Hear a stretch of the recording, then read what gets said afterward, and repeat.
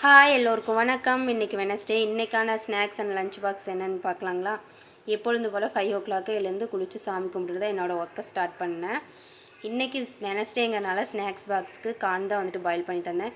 நிறைய பேர் salt add பண்ணாத தான் வந்துட்டு பாயில் பண்ணுறீங்க. எனக்கு லிட்டிலாக கொஞ்சம் சால்ட் ஆட் பண்ணால் தான் அதோட டேஸ்ட்டு வந்துட்டு கொஞ்சம் சூப்பராக இருக்கிற மாதிரி இருக்குது.